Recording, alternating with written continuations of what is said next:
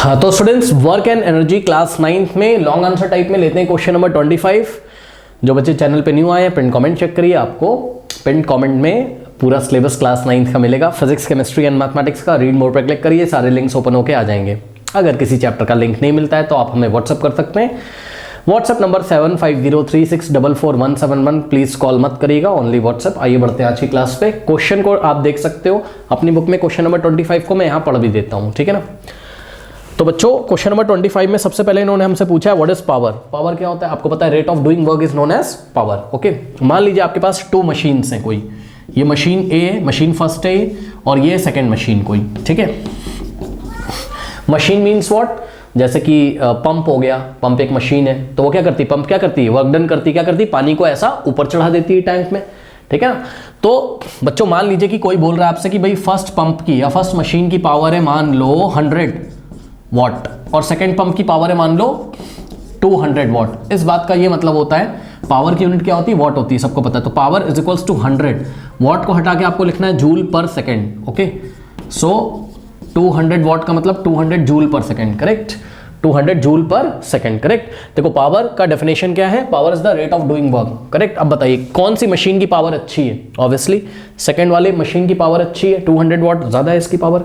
मतलब कि इसका मीनिंग ये है कि जो सेकंड वाली मशीन है वो पर यूनिट टाइम में यानी कि पर सेकंड 200 जूल का वर्क कर सकती है, और फर्स्ट वाली जो मशीन है वो पर सेकंड 100 जूल का ही वर्क कर सकती है। तो पावर आपको ये बताता है कि कोई मशीन या कोई भी ऑब्जेक्ट है, अगर वो वर्क कर रहा है तो पर यूनिट टाइम में वो कितना वर्क करके आपको दे सकता है। जो भी मशीन पर यूनिट टाइम में ज्यादा वर्क करेगी उसकी पावर ज्यादा होगी, जो पर यूनिट टाइम मतलब 1 सेकंड में, ओके, जो मशीन 1 सेकंड में कम काम करके देगी, कम वर्क करेगी, उसकी पावर कम होगी। तो आई थिंक आपको पावर समझ में आ गया होगा, power is the rate of doing work. Okay बच्चों, उसके बाद ध्यान से चेक करिए कि पावर का हमने फॉर्मूला पढ़ा हुआ है, power is equals to W by T, है ना। W क्या है, वर्क डन, बाय T क्या है, टाइम, ओके।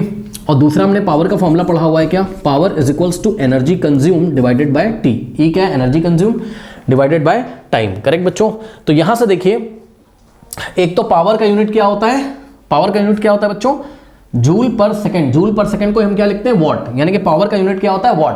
और वॉट को अगर आप 1000 से डिवाइड कर दोगे तो आंसर आएगा किलोवाट में। जैसे कि एग्जांपल के तौर पे मान लीजिए कि बच्चों ये वाली मशीन की पावर है, ये देखिए कितना है यहाँ पे पावर, 200 वॉट। W का मतलब वॉट, ओके। अगर हम इसको 1000 से डिवाइड कर दें, 200 डिवाइडेड बाय 1000, तो ये आ जाएगा किलोवाट में, पावर आ जाएगा किलोवाट में, करेक्ट। ये 0 से 0, 0 से 0 और 2/10 कितना आ जाएगा, 0.2 किलोवाट, करेक्ट। तो इसका मतलब किलोवाट किसकी यूनिट है, पावर की, ठीक है। तो किलोवाट किसकी यूनिट है, kilowatt is the unit of power, क्योंकि इन्होंने बच्चों क्वेश्चन में हमसे पूछा हुआ है। नेक्स्ट जो क्वेश्चन पूछा है, क्वेश्चन नंबर 25 में सबसे पहले बोला है क्या कि व्हाट इज पावर। पावर हमने आपको बता दिया, कह रहा how do you differentiate kilowatt from kilowatt hour, यानी कि किलोवाट में और किलोवाट आर में क्या डिफरेंस होता है ये पूछा है। तो बच्चों kilowatt is the unit of power, kilowatt किसकी यूनिट है, पावर की, लेकिन किलोवाट आर किसकी यूनिट है, एनर्जी की। कैसे, ये वाले फॉर्मूले से देखिए, energy is power is equals to energy upon time. तो एनर्जी यहां से कितना आ जाएगा, energy is equals to power into time, power into time. अगर बच्चों पावर को हम लोग किलोवाट में रखें, पावर की यूनिट किलोवाट ले और टाइम को किस में ले, आर में, तो क्या आ जाएगा, किलोवाट आर, करेक्ट। यानी कि एनर्जी की यूनिट क्या हो जाएगी, किलोवाट आर।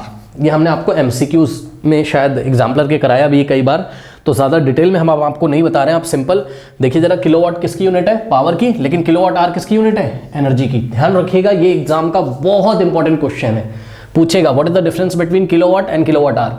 तो किलोवाट पावर का यूनिट है, लेकिन किलोवाट आर एनर्जी का यूनिट है, ठीक है। इस चीज़ को आपको कंज्यूम करना पड़ेगा, इसको डाइजेस्ट करना पड़ेगा, ठीक है। कंज्यूम नहीं, डाइजेस्ट कर लो इस नॉलेज को।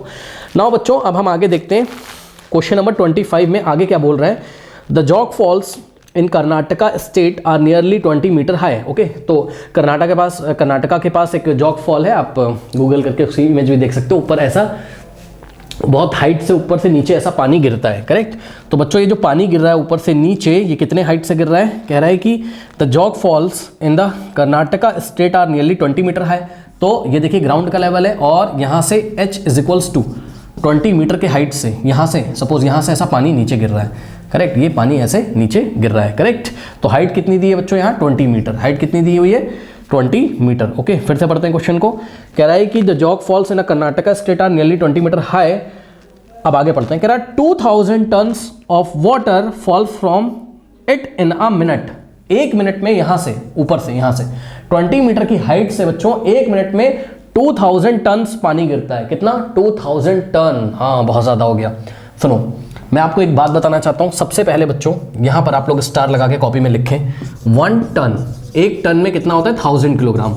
1 ton is equals to 1000 kilogram होता है बच्चों। ध्यान दें, और इन्होंने हमसे बोला है कि 1 मिनट में, ध्यान दें, टाइम कितना दिया हुआ है? 1 मिनट। टाइम कितना दिया हुआ है? 1 मिनट। इसको मैं हटा दे रहा हूं, मुझे थोड़ी सी जगह की जरूरत है। 1 मिनट में बच्चों 2000 टन्स पानी ऊपर से नीचे गिरता है। करेक्ट? 1 मिनट में 2000 टन्स पानी ऊपर से नीचे गिरता है। करेक्ट? ओके, नाउ देखते हैं। देखो तो बच्चों टाइम कितना दे रखा है यहाँ पे? टाइम है 1 मिनट। ओके, अगर आप क्वेश्चन को ध्यान से पढ़ें तो वो कह रहे हैं कि 2000 tons of water falls from it in a minute. तो ये जो जॉग फॉल है इससे 1 मिनट में 2000 टन्स। Okay, 1 minute. टाइम कितना है? 1 मिनट। बच्चों सुनिए, टाइम का यूनिट आपको क्या रखना है? मिनट में मत रखिएगा। एसआई यूनिट क्या होता है टाइम का? सेकंड। तो इसको सेकंड में रखो, यानी कि time t is equals to 1 minute का मतलब कितना हो जाएगा? 60 सेकंड्स। तो टाइम रखेंगे हम लोग 60 सेकंड्स। और मास कितना दे रखा है? मास वाटर का 1 मिनट में, यानी कि 60 सेकंड में 2000 टन्स पानी ऊपर से नीचे गिरता है। ऐसा क्वेश्चन में बोला। एक बार फिर से चेक कर लेते हैं। Yes, 2000 tons. बच्चों एक बात बताओ, 1 टन में कितना किलोग्राम होता है? 1000 किलोग्राम। तो 2000 टन्स में कितना किलोग्राम होता है? भाई 1 टन में अगर 1000 किलोग्राम है तो 2000 टन्स में कितना होगा? 2000 में कितना किलोग्राम होगा? 2000 टन्स में कितना किलोग्राम होगा? इसको 1000 से मल्टीप्लाई कर देंगे। सो 2000 इंटू 1000, तो ये आ जाएगा किलोग्राम में। अब देखो m इज इक्वल्स टू, यहां से देखें बच्चों, इसको आप क्या लिख सकते हो? 2 इंटू 10 की पावर, कितने जीरो हैं? 1 2 3 4 5 6। सो 2 इंटू 10 की पावर 6 किलोग्राम। बहुत ज़्यादा बच्चों पानी 1 मिनट में यहाँ पे, यानी कि 60 सेकंड में बहुत ज़्यादा पानी गिर रहा है ऊपर से नीचे। ठीक है, चलो आगे क्वेश्चन पढ़ते हैं हम लोग। क्वेश्चन में कह रहा है कि कैलकुलेट द इक्विवेलेंट पावर। ध्यान दे स्टूडेंट्स, अब यहाँ पे क्वेश्चन का मीनिंग समझिए जरा। कह रहा है calculate the equivalent power if all this energy can be utilised. और जी का वैल्यू दिया हुआ है आपको, एक्सलेशन ड्यू टू ग्रेविटी कितना दिया है? 10 मीटर पर सेकेंड स्क्वायर। सुनिए ध्यान से, कह रहा है क्या? Calculate the equivalent power if all this energy can be utilise. ठीक है, तो बच्चों जितनी भी एनर्जी है इस पानी के पास, किस पानी के पास? वो पानी जो, पहले मैं क्वेश्चन लिख देता हूं ताकि उसका मीनिंग मैं आपको समझा दूं। कह रहा है कि कैलकुलेट इक्विवेलेंट पावर। क्या कैलकुलेट करना है? Calculate equivalent power if all this energy can be utilise. तो ये अज्यूम कर रहे हैं कि जितनी एनर्जी इस पानी में, किस पानी में? जो पानी 60 सेकेंड में ऊपर से नीचे गिरता है। कितना पानी गिरता है? 2 इंटू 10 की पावर 6 किलोग्राम। तो बच्चों इस पानी में, क्योंकि पानी h हाइट पे, तो उसमें कुछ ना कुछ एनर्जी होगी। कितनी एनर्जी होगी बताओ? यहां पे कितनी एनर्जी होगी बताइए इस पानी में? अगर आप सोचो कि इतना सारा पानी, ये देखिए इतना सारा पानी बच्चों यहां 20 मीटर की हाइट पे स्टोर करके हमने रख दिया, तो बताओ इस पानी में कितनी एनर्जी होगी? पहले तो आप ये निकालो, mgh, क्योंकि ये हाइट पे, इतना सारा पानी हाइट पे, तो उसमें कुछ ना कुछ पोटेंशियल एनर्जी होगी। ठीक, सबसे पहले ऐसे सोचो। तो अगर हम आपको एक डायग्राम दिखाएं बच्चों, यहाँ पे ये ग्राउंड का लेवल है। ठीक, h is equals to 20 metre की हाइट पे ये इतना सारा पानी है। ऐसे सोचो कितना सारा, इसका मास कितना है? 2 इंटू 10 की पावर 6 किलोग्राम। सोचो इतना सारा पानी अगर h is equals to 20 metre की हाइट पे है, तो बताओ इस पानी में, अभी ये पानी नहीं चल रहा है, सोचो अभी ये रुका हुआ है 20 मीटर की हाइट पे, ऐसे हमने इसको स्टोर कर लिया है मान लो, तो बताओ इसमें कितना पोटेंशियल एनर्जी होगा? पोटेंशियल एनर्जी का फॉर्मूला क्या होता है? mgh। क्या होता है? mgh। ओके बच्चों, सो यहां पर इस पानी में टोटल एनर्जी कितनी होगी? टोटल एनर्जी, एनर्जी का मतलब बच्चों पोटेंशियल एनर्जी है ना। सो टोटल पोटेंशियल, आप पोटेंशियल लिख लो ब्रैकेट में, मैं पोटेंशियल एनर्जी की बात कर रहा हूं। टोटल पोटेंशियल एनर्जी कितनी होगी? फॉर्मूला क्या होता है पोटेंशियल एनर्जी का? mgh। ओके, सो mgh, m कितना बच्चों? 2 इंटू 10 की पावर 6 इंटू जी कितना है? 10 है, और हाइट कितनी? 20 मीटर है। तो इतना जूल एनर्जी होगा, इतना सारा। इसको कैलकुलेट आपको करना हो तो आप कर लो, कोई दिक्कत नहीं है, ये कर लेते हैं थोड़ा सा। ठीक है, 20 इंटू 2 कितना होगा? 40, और 10 की पावर 6 इंटू 10। देखो बच्चों m कितना है? 2 इंटू 10 की पावर 6, g कितना है? 10 है, h कितना है? 20 है। तो हमारी जो पोटेंशियल एनर्जी है उसकी यूनिट किस में आ जाएगी? जूल्स में। क्यों? क्योंकि मास किस में लिया है? किलोग्राम में। चेक करिए, 2 × 10⁶ किलोग्राम। जी किस में? मीटर पर सेकंड स्क्वायर में, 10 metre per second square. H कितना है? मीटर में, 20 मीटर। ओके, सो आंसर किस में आएगा? जूल्स में। तो 2 × 20 कितना हो गया? 40 इंटू 10⁶ है, और यहाँ पे 10⁻⁴ कितना है? कुछ नहीं है तो 1 है, तो 10⁻⁶ इंटू 10⁻⁴ क्या हो जाएगा? 10⁻⁷। बेस सेम है, पावर ऐड हो जाएगा। सो 40 इंटू 10⁻⁷ जूल्स, इतनी एनर्जी इस पानी में है। अभी ये रुका हुआ है, मान लो, वैसा तो रुका नहीं, कॉन्टिन्यूसली फ्लो कर रहा है, लेकिन आपको सोचना पड़ेगा इतना सारा पानी ऐसे ऊपर रुका है। ठीक, अगर ये पानी नीचे गिर जाए, और इस पानी को गिरने में कितना टाइम लगता है? 60 सेकेंड। और पानी जब नीचे गिरेगा तो आपको पता है कि इस पानी में जो भी पोटेंशियल एनर्जी है वो सारी की सारी किस में चेंज हो जाएगी? काइनेटिक एनर्जी में। सोचो, अज्यूम करो कि जब ये सारा का सारा पानी ये नीचे गिरेगा, ठीक, तो मोशन करेगा ये पानी ऐसा, उसमें कुछ ना कुछ वेलोसिटी होगी, और काइनेटिक एनर्जी का फॉर्मूला क्या होता है? 12 mv², है ना। तो अगर कोई बॉडी मोशन कर रही है या कोई पानी के पार्टिकल से मोशन कर रहे हैं तो उनमें काइनेटिक एनर्जी होगी। मतलब जितना भी ये पोटेंशियल एनर्जी है ये सारा का सारा किस में चेंज जाएगा? काइनेटिक एनर्जी में। ठीक, अब सुनो, या सिंपल शब्दों में बोले तो जब ये पानी ऊपर से नीचे गिरेगा तो जब ये नीचे पहुंचेगा तो बताओ इस पानी में कितनी एनर्जी होगी? 40 इंटू 10⁻⁷ जूल। यही पोटेंशियल एनर्जी जो है वही एनर्जी आपकी यहां पे भी होगी। क्यों? हम अज्यूम कर रहे हैं कोई भी एयर रेजिस्टेंस वगैरह कुछ नहीं है, कोई भी एनर्जी का लॉस नहीं हुआ है, तो उतनी एनर्जी यहां पे होगी। अब क्वेश्चन पढ़ो। क्वेश्चन कह रहा है calculate the equivalent power if all the energy can be utilised. ये अज्यूम कर रहे हैं कोई भी एयर रेजिस्टेंस नहीं है, जितना एनर्जी ऊपर पानी के पास था सारा का सारा अगर हम यूटिलाइज कर लें तो हमें इक्विवेलेंट पावर बतानी है। देखो आंसर तो आप निकाल लोगे, इसका कोई दिक्कत नहीं, इसका मीनिंग समझो। इक्विवेलेंट पावर का मतलब बच्चों ये है कि वो ये कहना चाहते हैं कि अगर हम नीचे कोई ऐसी मशीन लगा दें, अगर हम कोई नीचे एक मशीन लगा दें जो मशीन ये सारी की सारी एनर्जी को किसी दूसरी एनर्जी में कन्वर्ट कर दें, तो उस मशीन की पावर कितनी होगी? सुन लो भाई, मशीन आप क्यों लगाते हो? मशीन्स क्या होती है? एनर्जी कन्वर्टर होती है। तो एनर्जी कन्वर्टर मतलब एक फॉर्म की एनर्जी को दूसरे फॉर्म में चेंज कर देगा। तो पानी ऊपर से जो नीचे आ रहा है उसका जो काइनेटिक एनर्जी है, पानी के पास जो एनर्जी है ये वाला, उसको वो किसी दूसरी एनर्जी में चेंज कर देगा। जैसे कि जनरेटर का कॉन्सेप्ट होता है, ऊपर से पानी गिर रहा है तो आप जनरेटर के टरबाइन उससे घुमा देते हो, तो जनरेटर क्या करता है? जो पानी की एनर्जी होती है, काइनेटिक एनर्जी, उसको किस में चेंज कर देता है? इलेक्ट्रिकल एनर्जी में। तो वो अज्यूम कर रहे हैं, वो आपसे पूछ रहे हैं कि अगर हम अज्यूम कर लें कि ये सारे का सारा एनर्जी अगर यूटिलाइज कर लिया जाए, कोई भी लॉस इन एनर्जी ना हो, तो ये जो मशीन नीचे रखी हुई है इसकी पावर बताओ। यही वो कहना चाहते हैं कि कैलकुलेट द इक्विवेलेंट पावर। अब मशीन का नाम नहीं लिया, लेकिन आपको सोचना पड़ेगा कि अगर ये सारी की सारी एनर्जी हम यूटिलाइज कर लें, मतलब ये सारी की सारी एनर्जी अगर हम किसी मशीन को दे दें और वो मशीन हमें आउटपुट में कोई दूसरा फॉर्म ऑफ एनर्जी दे, तो बताओ हमें कि इस मशीन की पावर कितनी होगी? इस मशीन की पावर कितनी होगी? ठीक, मतलब ये मशीन किस रेट से एनर्जी कंज्यूम कर रही होगी? भाई पावर का फॉर्मूला क्या होता है? एनर्जी अपॉन टाइम, या तो पावर का फॉर्मूला क्या होता है? Work done by time. तो सारा का सारा एनर्जी अगर ये यूटिलाइज कर ले ये मशीन, तो ये किस रेट से एनर्जी को कंज्यूम कर रही है? और ऑब्वियसली अगर ये एक आइडियल मशीन है तो जिस रेट से एनर्जी को कंज्यूम कर रही है उसी रेट से वर्क करके देगी आपको। लेकिन कोई मशीन आइडियल मशीन नहीं होती, तो मैं मान रहा हूं कि ये जितनी एनर्जी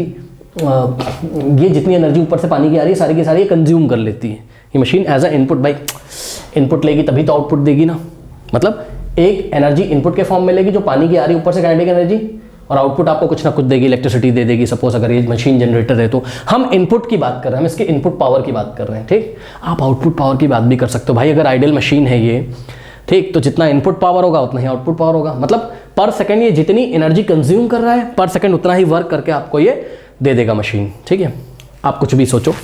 बहरहाल अभी हम यहाँ फोकस कर रहे हैं क्या कि उसने हमें क्या बोला है? Calculate equivalent power. इस मशीन की जो अज्यूम कर रहे हो आप कि भाई अगर एक मशीन हो और ऊपर से गिरते हुए पानी को की एनर्जी को सारे वो यूटिलाइज कर ले, तो उस मशीन की पावर कितनी होगी? यानी कि वो मशीन जो नीचे रखी है वो किस रेट से एनर्जी को कंज्यूम कर रही होगी, ये आपको बताना है। यानी कि मशीन की पावर बतानी है। ठीक, तो सुनो ध्यान से, निकालेंगे तो कैसे निकालेंगे? P = E/T। करेक्ट बच्चों। अब एक बात बताइए, इस मशीन को कितनी एनर्जी मिल रही है? जो पानी की एनर्जी है, जो पानी की एनर्जी है। सो एनर्जी की जगह हम कितना रखेंगे? ये पूरा कितना आ रहा है? 40 × 10⁻⁷ जूल्स। ओके, डिवाइडेड बाय अच्छा ये एनर्जी कितने टाइम में लेता है, पानी को गिरने में कितना टाइम लेता है, भाई इतना सारा पानी है, इसमें कितनी एनर्जी है, इतनी, और ये गिर के नीचे कब आता है, 60 सेकेंड में, करेक्ट। तो इतनी सारी एनर्जी मशीन को एज अ इनपुट 60 सेकेंड्स में मिलती है, ठीक है। तो आप इसको 60 से डिवाइड लगाओगे तभी तो आपको पता चलेगा कि पर सेकंड में कितनी एनर्जी मिलती है, और पर सेकंड में जो एनर्जी मिलती है या पर सेकंड में जो एनर्जी कंज्यूम करेगी मशीन, वही उसकी क्या होगी, पावर। तो नीचे हम रखेंगे 60 सेकेंड्स, ठीक। सॉल्व कर लीजिए, ठीक है। आइए इसको सॉल्व करते हैं। ये 0 से 0 जाएगा, ठीक, 2 2 जा और 2 3 जा, तो यहाँ से पावर इज इक्वल्स टू क्या हो जाएगा, 2/3 इंटू 10 की पावर 6, सॉरी 10 की power 7 joules. This is your final answer. No not joules, I am very sorry, joule ऊपर है, सेकंड नीचे है, तो जूल पर सेकंड, जूल पर सेकंड। और बच्चों जूल पर सेकंड को ही वॉट बोला जाता है, यानी कि 2/3 इंटू 10 की पावर 7 जूल पर सेकंड की जगह हम लोग क्या लिखेंगे, W, वॉट, यानी कि पावर कितनी आ गई। आंसर यहाँ पे आंसर करते हैं, यहाँ पे आंसर करते हैं। सो पावर कितना आ गया, पावर आ गया 2/3 इंटू 10 की पावर 7 वॉट। ओके, ये ऐसा आ गया, correct. This is your final answer. अगर आपको इसको थोड़ा सा और सुधार के लिखना हो तो आप लिख सकते हो, कोई बहुत बड़ी बात है नहीं। आइए मैं आपको बताता हूँ कैसे इसको आप लिख सकते हो बच्चों। देखिए क्या करो, 2 को 3 से डिवाइड कर दो, ये तो सबको आता होगा। 2 को 3 से डिवाइड करो, पॉइंट लगाएंगे, 0 बढ़ाएंगे, 6 जा 18, 2 फिर पॉइंट की हेल्प से 0 6 जा, यानी कि 0.66 आता रहेगा ना, तो कितना आ जाएगा 0.666 इंटू 10 की पावर 7 ऐसे ही रहेगा वॉट। अब इसको थोड़ा राउंड ऑफ वाउंड ऑफ कर लो, लास्ट में क्या है 6 है, तो आगे हम क्या करेंगे 1 ऐड कर देंगे, तो 0.67 इंटू 10 की पावर 7 क्या हो गया, वॉट हो गया। अब इसको साइंटिफिक नोटेशन में करो तो ये वाले डेसिमल को कहाँ ले जाओगे, यहाँ पे, तो कितना हो जाएगा 6.7 इंटू, जब भी हम डेसिमल राइट में भेजते हैं तो हम 10 की पावर में माइनस कर देते हैं, तो डेसिमल को 1 प्लेस राइट में ले गए तो 7 में से 1 माइनस करेंगे, ये लीजिए कितना आ गया, ये साइंटिफिक नोटेशन आ गया। ओके, तो पावर कितनी है 6.7 इंटू 10 की पावर 6 वॉट। अगर आपको इसको किलोवाट में बताना है तो आप किलोवाट में बता सकते हो। कैसे, इतना नोट करिए, मैं आपको किलोवाट में यहाँ बताता हूँ।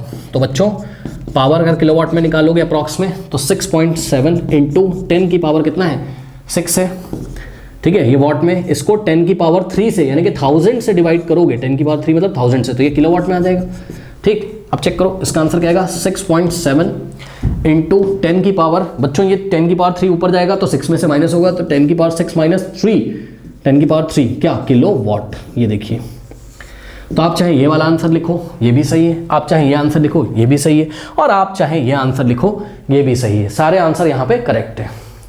अब आइए आपको फील देते हैं, क्या इसका मतलब क्या है, ये जो आंसर आ रहा है इसका मतलब क्या है, इसका मतलब ये है कि पावर कितनी 6.7 इंटू 10 की पावर 6, वॉट को हटा के क्या लिखो, joule per second. Okay, joule per second मतलब समझो बच्चों, ये एक ऐसी मशीन है जो 1 सेकेंड में 6.7 इंटू 10 की पावर 6 जूल एनर्जी कंज्यूम करती है।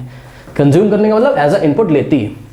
और अगर ये एक आइडियल मशीन है, कोई भी लॉसेस नहीं हो रहे, तो जितना एनर्जी ये कंज्यूम कर रही है उतना ही आपको आउटपुट देगी, यानी कि पर सेकेंड आपको 6.7 इंटू 10 की पावर 6 जूल वर्क करके भी दे सकती है। ये इसका मीनिंग है। बहरहाल सब कुछ मैंने आपको समझा दिया। This is your answer, correct. Note कर लीजिए students. Question number 26, how is the power related to the speed at which a body can be lifted. देखो बात समझो, कह रहा है कि भाई how is the power related to the speed at which a body can be lifted. ठीक, सुनो ध्यान से। मान लो कि ये देखिए ग्राउंड पे कोई बॉडी रखी है और मैं इसको लिफ्ट कर रहा हूँ ऐसे, ठीक। जब मैं इसको लिफ्ट कर रहा हूँ तो ऑब्वियसली किसी स्पीड से लिफ्ट कर रहा हूँगा। बात समझो बच्चों, मान लो कि मेरी स्पीड कितनी है, लिफ्ट करने की मेरी स्पीड है 0.2 मीटर पर सेकेंड। मतलब समझो कि मैं इसको कौन से स्पीड से लिफ्ट कर रहा हूँ, लिफ्ट मतलब ऊपर उठा रहा हूँ, ठीक, 0.2 मीटर पर सेकेंड से। मतलब समझो, मतलब 1 सेकेंड में मैं इसको कितना दूर ले जाता हूँ, कितना ऊपर ले जाता हूँ, 0.2 मीटर। समझो, देखो बच्चों, स्पीड 0.2 मीटर पर सेकेंड है, मतलब 1 सेकेंड में मैं इसको 0.2 मीटर ऊपर ले जाता हूँ। मतलब ये ग्राउंड है, ठीक, और ये बॉडी है, इसका मास कितना है, m है, तो 1 सेकेंड के बाद ये यहाँ मिलेगी, ठीक। और ये डिस्टेंस कितना होगा, 0.2 मीटर, क्योंकि स्पीड कितनी है 0.2 मीटर पर सेकेंड, तो 1 सेकेंड के बाद यहाँ, फिर नेक्स्ट 1 सेकेंड के बाद ये यहाँ मिलेगा, ठीक। ऐसे इसको उठाते चले जा रहे हैं कांस्टेंट स्पीड से, स्पीड चेंज नहीं हो रही, तो हर 1 सेकेंड में 0.2 मीटर ऊपर जाएगा। यही इसका मतलब है, करेक्ट, यही इसका मतलब है, ठीक है। तो कह रहा है कि अगर आप एक कांस्टेंट स्पीड से ऐसे करके ऊपर उठाओगे तो जो उठा रहा है इसको कौन? मैं उठा रहा हूं, ठीक। तो मेरी पावर कितनी होगी उसको आपको स्पीड के टर्म्स में बताना है, मतलब पावर स्पीड से कैसे रिलेटेड है ये बात आपको यहां पर बतानी है, ठीक है। तो किसका रिलेशन निकालना है? रिलेशन निकालना है आपको किसका? पावर का एंड स्पीड। पावर का एंड स्पीड को मैं v से दिखा रहा हूं, p का मतलब पावर और v का मतलब स्पीड। पावर और स्पीड का रिलेशन आपको देना है। एक बात मैं आपको बताना चाहता हूं, देखिए आप इसको स्पीड बोलो चाहे वेलोसिटी बोलो, बात क्या है सेम। क्यों? जब मैं इसको ऐसे ऐसे ऐसे लिफ्ट कर रहा हूं तो स्ट्रेट लाइन में मोशन हो रहा है, और जब भी स्ट्रेट लाइन में मोशन होता है तो जो वेलोसिटी होती है वही स्पीड होती है। वेलोसिटी का मैग्नीट्यूड ही तो स्पीड होगा। जब बॉडी स्ट्रेट लाइन में मोशन कर रही तो वेलोसिटी का जो मैग्नीट्यूड होगा वही स्पीड होगा। तो मैं इसको चाहे वेलोसिटी बोलूं चाहे स्पीड बोलूं, बात क्या है सेम है, ठीक है। अच्छा चलो ठीक है, तो देखते हैं पावर और स्पीड का क्या रिलेशन है। करेक्ट स्टूडेंट, सबसे पहले पावर का फॉर्मूला देखिए। यहां सॉल्यूशन में पावर का जो फॉर्मूला होता है वो होता है क्या? Work done per unit time, या फिर रेट ऑफ डूइंग वर्क, या फिर rate of the rate at which the energy is consumed, है ना। तो ये सब हम आपको डिटेल में पढ़ा चुके हैं। Power is equals to W/T, या फिर क्या होता है, एक और फॉर्मूला होता है power is equals to energy by time, ये भी आपने पढ़ा हुआ है, ठीक। तो बहरहाल अभी इसका यूज हम नहीं करेंगे, हम इसका यहाँ पे ये वाला यूज करेंगे, power is equals to work done per unit time, या रेट ऑफ डूइंग वर्क, या पावर का फॉर्मूला W/T, यानी कि W क्या है? वर्क है, और T क्या है? टाइम है यहाँ पर। तो मैं आपको यहाँ पे ये भी दिखा देता हूँ, W क्या है? वर्क है। लिख लो कॉपी पे, नहीं तो कोई डिस्टर्बेंस हो जाए, समझ में ना आए। W क्या है? वर्क है, और T क्या है? टाइम है, ओके। अब सुनो, इसको आप ऐसा ऊपर ले जा रहे हो, ठीक, ये देखिए इस तरीके से। अब उसको छोड़ो, तो समझाने के लिए बताया था। अब नया डायग्राम देखो, ये मास m है और इसको मैं कांस्टेंट स्पीड से ऊपर ले जा रहा हूं, ये ऐसे, ठीक। तो बच्चों यहां पर मान लीजिए कि स्पीड कितनी है, लेट अस अज्यूम कि हम एक कांस्टेंट स्पीड से ले जा रहे हैं और स्पीड कितनी है? v है। स्पीड कितनी है? v। तो एक कांस्टेंट स्पीड से ले जा रहे हैं और कितनी हाइट तक ले जाते हैं? h हाइट तक। इसको हम उठा के कहां तक ले जाते हैं? h हाइट तक। ये नीचे, तो h हाइट तक हम ले गए। तो बताइए क्या हमने कुछ वर्क डन किया? भाई पावर क्या है? Work done by time. तो वर्क निकाल लो, ओके, और टी टाइम में आप इसको h हाइट तक ले गए हो। स्पीड कितनी है आपकी? v है, ठीक। h हाइट तक ले गए हो कितने टाइम में? In time t। In time t, t time में आप इसको यहां से यहां तक ले गए हो। सुनो, क्या आपने कोई वर्क डन किया है? यस, आपने वर्क डन अगेंस्ट ग्रेविटी किया हुआ है। आपने वर्क डन अगेंस्ट ग्रेविटी किया। बच्चों वर्क डन अगेंस्ट ग्रेविटी का फॉर्मूला क्या होता है? वर्क डन अगेंस्ट ग्रेविटी का फॉर्मूला क्या होता है? mgh। क्या होता है? mgh। m क्या है? Mass of the body, g क्या है? Acceleration due to gravity, h क्या है? हाइट है। ये वर्क डन का फॉर्मूला होता है। अब कुछ बच्चे नहीं फील कर पाए होंगे, तो सुनो मैं आपको फटाफट बता देता हूँ। देखिए जैसे कोई बॉडी है, ये ग्राउंड पे रखी है, इसका मास m है। अगर आप इसको उठा के यहाँ से यहाँ तक ले गए, कितनी हाइट तक? h हाइट तक, ठीक है। तो सुनो ध्यान से, क्या आपने कोई फोर्स लगाया ऊपर की डायरेक्शन में? क्या आपने कोई फोर्स लगाया? यस। कितना लगाया? बॉडी के वेट के इक्वल फोर्स लगाया। आपने फोर्स कितना लगाया? बॉडी के वेट के इक्वल लगाया, ठीक। तो वर्क का जनरल फॉर्मूला क्या होता है? फोर्स इनटू डिस्प्लेसमेंट, यही होता है। W is equal to force into displacement. तो फोर्स की जगह हम क्या रखेंगे? m into g। फोर्स किसके इक्वल हो गया? वेट के इक्वल हो गया। फोर्स किसके इक्वल हो गया? वेट के इक्वल हो गया। और वेट का फॉर्मूला क्या होता है? Mass into acceleration due to gravity. अरे भाई, किसी बॉडी को ऊपर ले जाओगे तो बॉडी का जितना वेट होता है जो कि नीचे लगता है, उतना ही तो फोर्स, लगभग उससे थोड़ा सा ज़्यादा आपको लगाना पड़ेगा, लेकिन मान लेते हैं उतना ही फोर्स हम लगाते हैं, ठीक। तो जितना इसका वेट है उतना तो फोर्स आपको लगाना पड़ेगा इसको ऊपर ले जाने के लिए, ठीक। तो बॉडी का वेट कितना है? अगर बॉडी का मास m है तो बॉडी का वेट कितना हो जाएगा? बॉडी का वेट m इंटू जी। तो आपको भी कितना फोर्स लगाना पड़ेगा? m इंटू जी, यानी कि फोर्स की जगह m इंटू जी, और डिस्प्लेसमेंट कितनी हो रही है? h हाइट तक हम इसको ऊपर ले जा रहे हैं, तो s की जगह हम क्या रख देंगे? h। तो वर्क का फॉर्मूला क्या आ जाएगा? mgh। इसीलिए मैं बोल रहा हूँ कि वर्क डन का फॉर्मूला क्या होता है? Work done against gravity is equal to mgh। और जब आप इसको एक कांस्टेंट स्पीड से ले जा रहे हो टाइम t में h हाइट तक, तो बताओ आपने कितना वर्क किया अगेंस्ट द ग्रेविटी? तो जवाब है आपने कितना वर्क किया? w की जगह हम क्या रख सकते हैं? mgh, ठीक है। अपॉन में कितने टाइम में ले गए? t टाइम में, ठीक है। अब एक बात और बताना चाहता हूं बच्चों, स्पीड या वेलोसिटी क्या होती है? वेलोसिटी क्या होती है? Displacement upon time. तो बताओ आपने कितना डिस्प्लेसमेंट किया? h। कितनी देर में किया? t टाइम में। यानी कि h बाई टी की जगह हम क्या रख सकते हैं? v। h बाई टी क्या है? स्पीड है या वेलोसिटी, आप कुछ भी बोल दो, क्योंकि स्ट्रेट लाइन में मोशन हो रहा है। तो यहां से देखिए, सबसे पहले वर्क की जगह हमने क्या रखा? mgh।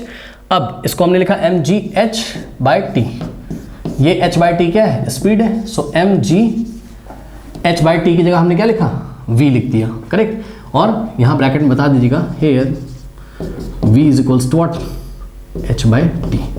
तो ये लीजिए, ये पावर और स्पीड का रिलेशन आ गया। पावर का फॉर्मूला आ गया mgv, करेक्ट। और इसी को हमने आपको कैसे पढ़ाया था, याद है, पावर इज इक्वल्स टू, ये mg क्या है, ये mg क्या है, बॉडी का वेट है। बॉडी का वेट किसके इक्वल है, फोर्स के इक्वल है, तो उतना ही फोर्स आपने लगाया, तो f mg की जगह आपने क्या रखा, f और v, करेक्ट। ये लीजिए, यहां से बच्चों अगर कांस्टेंट फोर्स आप लगा रहे हो, अगर फोर्स कैसा है आपका, कांस्टेंट है, जो कि बॉडी के वेट के इक्वल है, जितना बॉडी का वेट है उतना ही फोर्स लगा के आप इसको ऊपर ले जा रहे हो, तो this force is constant, so this power is directly proportional to what, speed. मतलब जितना ज्यादा स्पीड से कोई अगर ले जा रहा है इसको, उसकी उस स्पीड उतनी ज्यादा होगी। सुनिए, दूसरी बॉडी, एक बंदा है वो उसको ऐसे ले गया, दूसरा बंदा इसको ऐसे ले गया, तो जो ज्यादा तेजी से ले जाएगा, जिसकी स्पीड ज्यादा होगी, उसकी पावर भी ज्यादा होगी। यानी कि फर्स्ट वाले बंदे की पावर ज्यादा थी तो वो फटाफट ऊपर ले गया फास्ट स्पीड से, ठीक है, और जिसकी पावर कम है वो धीरे धीरे धीरे धीरे ले जाएगा। समझ में आ गई बात। तो उन्होंने बहरहाल हमसे ये पूछा था कि पावर स्पीड से कैसे रिलेटेड है, तो जवाब है पावर स्पीड से इस तरीके से रिलेटेड है कि पावर डिपेंड करेगा v की पावर 1 पे, यानी कि power is directly proportional to what, speed. जो जितना तेजी से ले जाएगा उसकी पावर उतनी ज्यादा होगी। एक तो ये हो गया, ठीक। तो पार्ट 1 का आंसर आ गया, how is the power related to the speed at which a body can be lifted, ठीक है। So power is directly proportional to what, speed. Power directly proportional to speed, speed बढ़ेगी तो उसकी power भी बढ़ेगी। आगे पढ़िए, कह रहा how many kilograms will a man working at the power of 100 what. एक मैन है, ये बेचारा एक मैन है, और इस मैन की पावर दी है कितनी, 100 वॉट। सुनो पहले इसका मीनिंग समझो जरा, मैन की पावर 100 वॉट है। इस बात से आप क्या समझते हो, इस बात से हम ये समझते हैं, वॉट का मतलब क्या होता है बच्चों, वॉट का मतलब होता है जूल पर सेकंड। क्या होता है, जूल पर सेकंड। वॉट को हटा के क्या लिखो, जूल पर सेकंड। यानी कि अगर किसी मैन की पावर कितनी है, 100 वॉट है, तो इसका मतलब होता है कि वो 100 जूल पर सेकंड वर्क कर सकता है। यस सर, 100 वॉट का मतलब है कि वो जो पर्सन है वो 1 सेकंड में 100 जूल वर्क कर सकता है, ये इसका मतलब है, करेक्ट। सो मीनिंग आपको समझ में आ गया। तो एक ऐसा बंदा जिसकी पावर 100 वॉट है, यानी कि वो 1 सेकंड में 100 जूल वर्क कर सकता है, be able to lift at a constant speed 1 metre per second vertically. तो कह रहा है कि एक बंदा, एक आदमी है, वो कितने किलोग्राम का मास ऊपर उठा सकता है, यानी कि आपको m की वैल्यू निकालनी है, कितने किलोग्राम का मास ऊपर उठा सकता है। यहाँ पे मैं आपको करके दिखाता हूँ इस क्वेश्चन को, ठीक। पार्ट 2 का आंसर हम यहाँ करेंगे। देखिए, ये देखिए, ये ग्राउंड है, ठीक, और ये मास m है, ठीक। एक पर्सन है, ये पर्सन है, ठीक। इसकी पावर कितनी है, 100 वॉट है। तो ये इसको कितनी स्पीड से उठाता है, स्पीड का मतलब v की वैल्यू दे रखी है, स्पीड का मतलब v की वैल्यू दे रखी है। स्पीड कितनी स्पीड से उठाता है, 1 मीटर पर सेकंड, यानी कि इसको 1 मीटर पर सेकंड स्पीड से, यानी कि 1 सेकंड में 1 मीटर तक ले जा सकता है, इसको इस तरीके की स्पीड से उठाता है, ठीक। तो v का वैल्यू कितना दिया, v का मतलब speed, v is equals to 1 metre per second, ठीक। वर्टिकली मतलब ऐसे उठाना है ना, ग्राउंड के परपेंडिकुलर डायरेक्शन में। तो ये आदमी कितना मास उठा सकता है, कितने किलोग्राम उठा सकता है, अगर इसकी पावर इतनी है और इतनी स्पीड से उठाता है, तो यानी कि हमें किसकी वैल्यू निकालनी, m की, और ये उठा के यहाँ कहीं तक ऐसे ले जाता होगा, ठीक। तो कह रहा है कि इसका मास बताओ, ठीक है, सॉरी इसका नहीं, मतलब बॉडी का मास बताओ, कितना मास वो मैक्सिमम उठा सकता है, ये आपको बताना है। तो कोई दिक्कत नहीं है, ये वाला फॉर्मूला जो आपने ड्राइव किया है, अभी देखिए, P is equals to mgh वाला, सॉरी mgv वाला, P is equals to mgv, इसको यूज कर लीजिए। P is equals to mgv। P क्या है, power of the man, m क्या है, जितना मास वो उठा सकता है, g क्या है, एक्सलेशन ड्यू टू ग्रेविटी, और v क्या है बच्चों, v है स्पीड, जितनी स्पीड से उसको ऊपर उठाता है, करेक्ट। आपको मास निकालना है तो यहाँ से हम लिख सकते हैं क्या, mgv is equals to p। भाई अगर p mgv के इक्वल है तो mgv p के इक्वल होगा। यहाँ से m की वैल्यू निकालिए, सो m इज इक्वल्स टू क्या आ जाएगा, पावर अपॉन, हाँ भाई m को फ्री करो यहाँ से, तो g और v मल्टीप्लाई में उधर जाके डिवाइड हो जाएंगे, so g into v, correct. So बाकी मैं यहाँ सॉल्व कर रहा हूँ, तो m is equals to, power की जगह कितना रखना है, 100 वॉट। याद रखिएगा, पावर को अगर किलो वाट में दी होती तो हम वॉट में उसको कन्वर्ट कर लेते हैं, ठीक, 1000 से मल्टीप्लाई करके। लेकिन कोई मैन है भाई, मैन की पावर किलोवाट में थोड़ी ना होगी, है ना, इतनी पावर थोड़ी ना होती मैन के पास। बहरहाल पावर 100 वॉट है, अपॉन जी का वैल्यू कितना दे रखा है, acceleration due to gravity 10 into speed, v की वैल्यू कितनी दे रखी है, कितने स्पीड से उठाता है 1 मीटर पर सेकंड से। अब देखो स्पीड का यूनिट मीटर पर सेकंड में, जी का unit metre per second square है, और पावर वॉट में, यानी कि सारे के सारे फिजिकल क्वांटिटी एसआई यूनिट में, तो ऑटोमेटिकली मास किस में आएगा, किलोग्राम में, ठीक। तो मास कितना आ जाएगा, ये 0 से 0 गया, 10/1 10 kg। तो ये जो भी बंदा है जिसकी पावर 100 वॉट है और जो 1 मीटर पर सेकंड से इस बॉडी को ऊपर उठा रहा है, वो कितना मास उठा सकता है, वो 10 kg तक उठा सकता है, correct. So the man will be able to lift 10 kilogram mass, correct. Note कर लीजिए स्टूडेंट्स।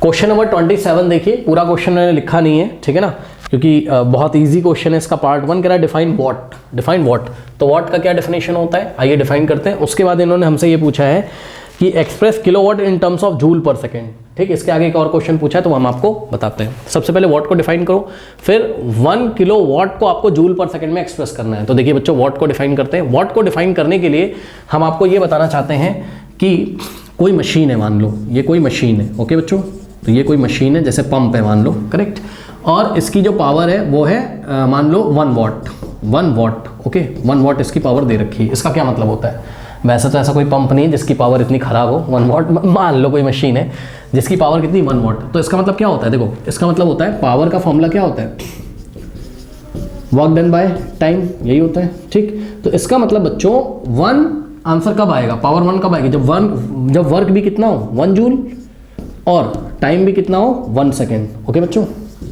ये देखिए, तो 1/1 कितना हो जाएगा, 1 joule per second, joule per second, यानी कि जूल पर सेकेंड को ही हम लोग वॉट लिखते हैं, तो 1 वॉट हो जाएगा ये, ठीक। तो 1 वॉट पावर आप डिफाइन कर दो, एक ऐसी मशीन जो 1 सेकेंड में आपको 1 जूल वर्क करके देती है, ठीक। एक ऐसी मशीन जो 1 सेकेंड में 1 जूल वर्क करके आपको देती है, ऐसी मशीन की पावर कितनी होती है, 1 वॉट, ठीक। द मशीन या any agent which can do the work at the rate of 1 joule per second, यही देखिए 1 वॉट की डेफिनेशन है। कह रहा 1 what is the power of an agent, 1 what उस एजेंट मतलब कोई मशीन होगी, ठीक है। तो 1 what is the power of an agent which does, machine होगी या कोई बंदा हो सकता है, मैं हो सकते हैं, आप हो सकते हैं। मान लो मेरी पावर 100 वॉट है तो मैं 1 सेकंड में 100 जूल वर्क करके दे सकता हूँ, ये मतलब है। तो अगर कोई एजेंट ऐसा है जिसकी पावर 1 वॉट है तो उसका ये मतलब है कि वो 1 सेकंड में आपको 1 जूल वर्क करके देगा, ठीक। तो 1 what is the power of an agent which does work at the rate of 1 joule per second, ठीक है। ये देखिए 1 जूल पर सेकेंड को ऐसे लिख दिया, 1 जूल और सेकेंड को ऊपर लेगा तो सेकेंड की पावर -1 हो जाएगा, करेक्ट। तो 1 what is the power of an agent which does work at the rate of 1 joule per second, ठीक है। तो इसमें कोई दिक्कत नहीं होनी चाहिए। 1 वॉट उस एजेंट की पावर होगी जो एजेंट 1 सेकेंड में 1 जूल वर्क करके आपको देता है, या जिस एजेंट की वर्क करने का जो रेट है वो 1 जूल पर सेकेंड है, कुछ भी बोल दो आप, ठीक, ये हो गया। उसके बाद 1 किलो वॉट को आपको एक्सप्रेस करना है किसमें, जूल पर सेकेंड में, 1 किलो वॉट को जूल पर सेकेंड में, बहुत ईजी। हमें पता है, यहाँ पे मैं करता हूँ, देखो बच्चों, हमें पता है कि भाई 1 kilo what, okay, 1 kilo what में बच्चों कितना वॉट होता है, 1000 वॉट, ठीक है। 1 kilo watt is equal to 1000 watt. अब करना कुछ नहीं है, वॉट का मतलब क्या होता है, जूल पर सेकेंड। सो भाई चेक करो ना, अगर 1 वॉट में 1 जूल पर सेकेंड होता है तो 1000 वॉट में कितना होगा, 1000 जूल पर सेकेंड, 1000 बस वॉट को हटा के क्या लिख देंगे, जूल पर सेकेंड। तो इस तरीके से 1 kilo watt is equals to क्या आ गया यहाँ पर, 1 kilo watt is equals to 1000 joule per second आ गया। लीजिए यही आंसर है, 1 kilo watt is equals to 1000 joule per second, ठीक है। यहाँ तक तो ठीक है, इसको नोट कर लीजिए, सब नोट कर लीजिए बच्चों, आ भी गया होगा, बहुत इजी क्वेश्चन था, ठीक है। आगे पढ़ते हैं, इसका जो न्यूमेरिकल पार्ट है वो थोड़ा सा समझने वाला पार्ट है, तो वो मैं आपको समझाता हूँ, ओके। चलिए, यस, नाउ क्या कह रहा है इसके न्यूमेरिकल पार्ट में, आगे कह रहा है क्वेश्चन में, ये क्वेश्चन है, अ 150 kilogram car engine develops 500 what for each kilogram, ये ध्यान देने वाली बात है बच्चों, ठीक है। एक कार है, कार का मास कितना है 50 किलोग्राम है, ठीक। और इसका जो इंजन है वो 500 वॉट डेवलप करता है ईच किलोग्राम के लिए बच्चों। ईच किलोग्राम का मतलब 1 किलोग्राम, करेक्ट। मतलब कार का मास तो 150 किलोग्राम है, तो जब भाई कार का जो इंजन है वो क्या करेगा, एक पावर डेवलप करेगा जिससे कि कार आगे मूव करेगी। अरे कार का इंजन ही तो फोर्स लगाएगा ना, कार का इंजन ही तो फोर्स लगा के वर्क डन करेगा, तो work done per unit time जो होगा इंजन का वही उसकी पावर होगी। लेकिन बच्चों अगर हम आपसे पूछें कि यहां पे कार की टोटल पावर कितनी होगी, क्या 500 वॉट होगी? नो। और इतनी कम पावर कार की हो भी नहीं सकती है। कार की पावर, कार एक बड़ी मशीन है, उसकी पावर किलोवाट में आएगी, वॉट में। 500 वॉट थोड़ी ना होगी कार की पावर।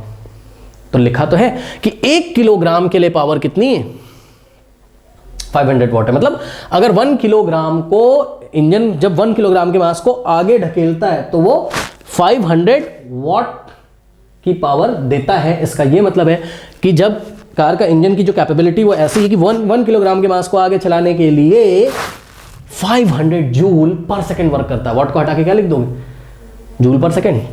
तो ऐसी कार का इंजन है। ठीक? कार का इंजन फिर से सुन लो, 1 किलोग्राम को आगे ढकेलने के लिए कौन से रेट से वर्क करता है, 500 वॉट का मतलब 500 जूल पर सेकंड के रेट से वर्क करता है, इसका मीनिंग है। तो 1 किलोग्राम के लिए पावर कितनी है, 500 वॉट। तो कार का इंजन ऐसा तो करेगा नहीं कि 1 किलोग्राम को बस आगे चला देगा, बस वो तो पूरी कार को चलाएगा। तो 1 किलोग्राम के लिए पावर अगर कितनी, 500 वॉट, तो बच्चों टोटल पूरे कार का मास कितना है, 150 किलोग्राम। तो टोटल पावर कितनी हो जाएगी, 1 किलोग्राम की जो करस्पॉन्डिंग पावर है 500 वॉट है, तो 150 किलोग्राम की कितनी हो जाएगी बताइए।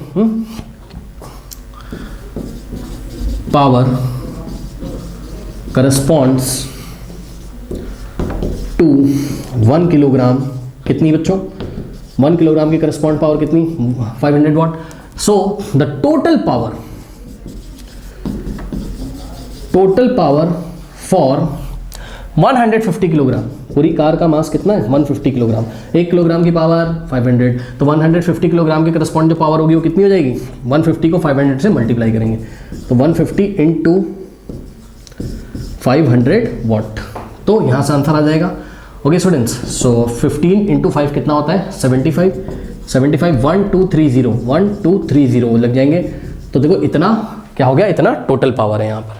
कार का जो फाइनल पावर है, टोटल पावर कार का, ये है कार का पावर। ठीक है बच्चों, अब आगे क्वेश्चन पढ़ते हैं। अगर आप चाहो तो इसको किलोवाट में भी कर सकते हो। ठीक है, तो बहरहाल इन्होंने हमसे पावर और नहीं पूछा था, आगे क्वेश्चन पूछा था, what force does it exert in moving a car at a speed of 20 metre per second. तो यहाँ बच्चों स्पीड दिया हुआ है आपको क्वेश्चन में, स्पीड को हम लोग कौन से लेटर से दिखाते हैं, वी से। तो वी गिवन है कितना, 20 मीटर पर सेकेंड। तो कह रहा है कि कार का वो इंजन जो 1 किलोग्राम के करस्पॉन्ड, जिसकी इंजन की पावर 500 वॉट होती है, तो वो वाला जो कार का इंजन होगा, कार को आगे 20 मीटर पर सेकेंड से ढकेलने के लिए, मतलब कार की स्पीड 20 मीटर पर सेकेंड हो जाए, इसके लिए इंजन को कितना फोर्स लगाना पड़ेगा, ये आपको बताना है। कह रहा है कि what force does it exert in moving the car at the rate of 20 at the speed of 20 metre per second. Okay, तो ये इंजन कार को अगर 20 मीटर पर सेकेंड से चलाएगा तो बताओ कितना फोर्स ये इंजन कार के ऊपर लगाएगा, तभी तो कार आगे चलेगी। ओके, तो बच्चों कार की पावर आपको पता है, फोर्स आपको निकालना है, स्पीड आपको पता है, तो पावर का फॉर्मूला लगा दीजिए। ठीक है, सो पावर का formula in terms of speed, power is equals to क्या होता है, फोर्स इंटू स्पीड। किसको नहीं पता है, पावर का एक नया फॉर्मूला है फोर्स इंटू स्पीड। जिसको नहीं पता है आइए मैं फटाफट आपको बता देता हूं। देखो पावर क्या होता है, work done by time. Work done क्या होता है, force into displacement, force into displacement upon में टाइम, कुछ नहीं। पावर क्या होता है, work done by time, work done की जगह फोर्स इंटू डिस्प्लेसमेंट रखा, ठीक, और अपॉन में टाइम तो है। अब डिस्प्लेसमेंट अपॉन टाइम कितना होता है, स्पीड हो जाता है, वेलोसिटी अगर बॉडी स्ट्रेट लाइन में चल रही है, लो डिस्प्लेसमेंट अपॉन टाइम स्पीड या वेलोसिटी, लो power is equals to force into velocity. ये फॉर्मूला हमने आपको दिखा दिया अगर नहीं पढ़ा है तो अब power is equals to force into speed. ये एफ क्या है, फोर्स जो इंजन लगाएगा, वी क्या है, स्पीड है जो कार की स्पीड डेवलप करेगा इंजन, और पी क्या है, power of engine, power of engine. Okay, निकालना क्या है, फोर्स, तो P is equals to F into v है, यानी कि F into v is equals to P लिख सकते हैं। और यहाँ से F कितना आ जाएगा, F is equals to P, V यहाँ मल्टीप्लाई है, इधर आके डिवाइड हो जाएगा, लो फोर्स की वैल्यू आ जाएगी, force is equals to power by speed. Power कितना है बच्चों, 75000 वॉट। सो पावर को हमने रखा 75000 वॉट डिवाइडेड बाय स्पीड कितना है कार का। और ध्यान रखिएगा स्पीड को अगर किलोमीटर पर आवर में दिया है तो मीटर पर सेकंड में चेंज कर लेना। पावर अगर किलोवाट में आ रही है आपकी या किलोवाट में दिया हुआ है मान लो, तो आपको वॉट में रखना है, तभी आपका फोर्स न्यूटन में आएगा। ओके, तो पावर वॉट में और स्पीड को मीटर पर सेकंड में रखेंगे, 20 मीटर पर सेकंड। ठीक, ये 0 से 0 गया। ठीक है बच्चों, ना अब इसको बच्चों थोड़ा सा हमें सॉल्व करना है, देखते कैसे करेंगे। 2 1 2, 2 1 2, 2 3 6 बन जाएगा, 2 7 14, 1 2 5 और ये वाला 0 बच जाएगा। सो यहाँ से आ गया 3750 न्यूटन्स। करेक्ट, तो इतना सारा फोर्स कार का इंजन लगाएगा। तो हम फाइनल आंसर क्या लिखेंगे? The force required is 3750 newton in moving the car at the rate of 20 metre per second. Okay, at the speed of 20 metre per second. अब इसको अगर साइंटिफिक नोटेशन में करना है तो आप कर सकते हो। कैसे करोगे? ध्यान से चेक करो। 3750, अभी इसमें डेसिमल कहीं नहीं, तो सबसे लास्ट में अज्यूम करेंगे और उठा के यहाँ पे ले आएंगे। सो कितना आ जाएगा? 3.75। अब 0 का कोई मतलब नहीं, लगाना हो तो लगा लो। डेसिमल कितने प्लेस लेफ्ट में गया? 1 प्लेस, 2 प्लेस, 3 प्लेस। तो जितने प्लेस लेफ्ट में जाता है उतना 10 की पावर में ऐड कर दे। 10 की पावर में 3 ऐड करेंगे, 10 की पावर 3 न्यूटन। अब इसी चीज़ को हम ऐसे लिख सकते हैं 3.75, क्योंकि डेसिमल के बाद कुछ डिजिट्स हो और लास्ट में अगर 0 हो तो उसका कोई मतलब नहीं होता है। 3.75 इंटू 10 की पावर 3 न्यूटन। तो आप आंसर चाहे ऐसे लिखो, आप आंसर चाहे ऐसे लिखो, सारे आंसर्स आपके ठीक हैं। ये भी आंसर ठीक है, ये साइंटिफिक नोटेशन में ये भी ठीक है। ओके, तो नोट कर लीजिए बच्चों, नोट कर लीजिए। फ्रेंड्स, क्वेश्चन नंबर 28 देखिए। ओके, क्वेश्चन नंबर 28 मैंने पूरा नहीं लिखा हुआ है, मैं आपको पढ़ देता हूँ। कह रहा compare the power eight which each of the following is moving upwards against the force of gravity. Okay, और जी का वैल्यू दिया है 10 मीटर पर सेकंड स्क्वायर। जी का वैल्यू क्या दिया है क्वेश्चन में? Acceleration due to gravity 10 metre per second square. ठीक है, तो एक बार फिर से पढ़ते हैं क्वेश्चन बच्चों। क्वेश्चन में कह रहा है compare the power eight which each of the following is moving upward against the force of gravity. Okay, against the force of gravity बच्चों यहाँ पे 2 ऑब्जेक्ट्स हैं। कौन कौन से? एक तो बटरफ्लाई है और दूसरा स्क्वायरल है। ये दोनों अगेंस्ट द ग्रेविटी ऐसे ऊपर की डायरेक्शन में जा रहे हैं। तो आपको बताना है किसका पावर ज़्यादा है। ठीक है ना, किसका पावर ज़्यादा है। करेक्ट, तो फर्स्ट लेते हैं। A butterfly of mass 1.0 gram that fly upward at the rate of 0 metre per second. Correct, तो बटरफ्लाई का बच्चों मास दिया हुआ है। ठीक, 1.0 जी का मतलब ग्राम। ठीक, दैट फ्लाई अपवर्ड, तो बटरफ्लाई है ये ऐसे ऊपर की डायरेक्शन में ऐसे फ्लो कर रही है। करेक्ट, तो सॉल्यूशन में यहाँ पे देखिए पार्ट 1 के लिए for butterfly, power for butterfly कैसे निकालेंगे? पहले हेडिंग लगा लेते हैं फॉर बटरफ्लाई। ठीक है ना, बटरफ्लाई के लिए बच्चों मास कितना है चेक करिए। मास कितना है? 1.0 ग्राम। 1.0 ग्राम का मतलब है 1 ग्राम, सबको पता है ना। और 1 ग्राम को किलोग्राम में चेंज करो। ग्राम को किलोग्राम में कैसे करोगे? 1000 से डिवाइड करके। 1000 से डिवाइड करने का मतलब होता है 10 की पावर -3 से मल्टीप्लाई करना। ओके, सो 1/1000 आप कर लो। 1000 का मतलब 10 की पावर 3। 10 की पावर 3 को ऊपर ले जाओगे, सो 1 इंटू 10 की पावर -3। अब ये किस में आ गया? किलोग्राम में। तो मास को आपने किलोग्राम में निकाल लिया। और ये कौन सी स्पीड से जाती है बटरफ्लाई? ऊपर की डायरेक्शन में 0.5 metre per second. So speed कितनी दी हुई यहाँ पे? स्पीड को हम v से दिखाते हैं। किससे दिखाते हैं? v से। सो स्पीड कितनी है? v is equals to 0.5 metre per second. Correct, अब हमें पावर निकालनी है। तो बच्चों देखिए, अगर आपको पावर का फॉर्मूला नहीं पता है, किसके टर्म्स में? जब कोई बॉडी अपवर्ड डायरेक्शन में अगेंस्ट द ग्रेविटी जाती है तो उसकी जो पावर होती है पता क्या होती है? वो होती है m into g into v. mgv होती है। ये क्वेश्चन में हमने निकाल के भी दिखाया है। अब जिसको नहीं पता है आइए हम आपको फटाफट दिखा देते हैं। पहले आप समझ लो, m क्या है? मास है। g क्या है? एक्सेलरेशन ड्यू टू ग्रेविटी है। v क्या है? बॉडी की स्पीड है। ओके, तो ये फॉर्मूला जिसको नहीं याद है तो पहले तो ये फॉर्मूला करो। फॉर्मूला आइए हम आपको फील कराते हैं। ठीक है, ये देखिए फॉर्मूला नहीं पता है तो ये देखिए ग्राउंड है और ग्राउंड पे कोई बॉडी रखी है, इसका मास कितना है? m है। और इसको आप h हाइट तक ले जाते हो, इसको h हाइट तक लिफ्ट करते हैं। कितने हाइट तक? h हाइट तक। करेक्ट, t टाइम में इसको हमने h हाइट तक लिफ्ट कर दिया। करेक्ट, तो बच्चों यहाँ पे पावर कितनी होगी? पावर का फॉर्मूला क्या होता है? Work done by time. और वर्क डन क्या होता है? Force into displacement upon time. ठीक, अब देखो जरा यहाँ पे फोर्स की वैल्यू कितनी होगी? तो जवाब है जो बॉडी का वेट होगा, जो बॉडी का वेट होगा उतना ही तो फोर्स लगाओगे आप। तो बॉडी का वेट कितना होगा? m इंटू जी। तो आप फोर्स भी इस पे कितना लगाओगे? m इंटू जी, तभी तो ऊपर जाएगी। ठीक है, सो फोर्स की जगह आप कितना रखोगे? m into g into displacement कितना किया है? h। तो s की जगह क्या रखेंगे? h upon time. h by time यानी कि डिस्प्लेसमेंट अपॉन टाइम क्या होता है? वेलोसिटी। सो आ जाएगा mg into h by T की जगह स्पीड रखेंगे, वेलोसिटी। स्ट्रेट लाइन में मोशन हो रहा है तो जो वेलोसिटी होगी वही स्पीड होगी, mgv। इसलिए पावर का फॉर्मूला होता है mgv, m mass, g acceleration due to gravity, v क्या होता है, स्पीड होता है। ठीक, सो मास पता है आपको 1, फिर से लिख देता हूँ यहाँ पे, मास कितना है बटरफ्लाई का 1 इंटू 10⁻³ किलोग्राम। मास को किलोग्राम में लो। बटरफ्लाई की स्पीड आपको पता है, एक्सेलरेशन ड्यू टू ग्रेविटी बच्चों क्वेश्चन में गिवन है। ठीक, तो क्या आप पावर ऑफ बटरफ्लाई निकाल सकते हो? Power of butterfly PB, PB मतलब पावर ऑफ बटरफ्लाई। कौन सा फॉर्मूला लगेगा? mgv। Okay, so mg into v. Now mgv भी लिख सकते हो आप इसको, mg इंटू वी भी लिख सकते हो आप इसको। नाउ m कितना है, मास कितना है बटरफ्लाई का 1 into 10⁻³ kilogram, g acceleration due to gravity 10 है, इंटू v स्पीड कितना दिया है बच्चों, स्पीड कितना दिया है बटरफ्लाई का 0.5 metre per second, 0.5 metre per second. तो पावर हमारी किस में आ जाएगी, वॉट में आ जाएगी। ओके, क्योंकि मास किलोग्राम में और acceleration due to gravity metre per second square में, स्पीड मीटर पर सेकेंड में, तो सबके सब एसआई सिस्टम में, इसलिए पावर वॉट में आ जाएगी, क्योंकि पावर का एसआई यूनिट क्या होता है, वॉट। सॉल्व करिए। यस, तो 1 इंटू 10⁻³ नाउ 10 इंटू 0.5 कितना हो जाएगा 5, 5 इंटू 1 कितना हो जाएगा, यहीं पे कर देते हैं, 5 इंटू 1 5 हो जाएगा, इंटू 10⁻³ वॉट। नाउ स्टूडेंट्स 10⁻³ से बच्चों अगर हम डिवाइड लगाएंगे तो कितना हो जाएगा, मतलब डिवाइड लगाने का मतलब है 10⁻³ नीचे जाएगा तो पॉजिटिव हो जाएगा, यानी कि 5/1000। बस ये मैं आपको फील कराने के लिए करा रहा हूँ और कोई बात नहीं, ताकि आपको समझ में आए नंबर क्या है। 5/1000 क्या होता है, 0.005 वॉट। ये देखिए, तो पावर ऑफ बटरफ्लाई कितना आ गया, यहाँ नोट कर ले।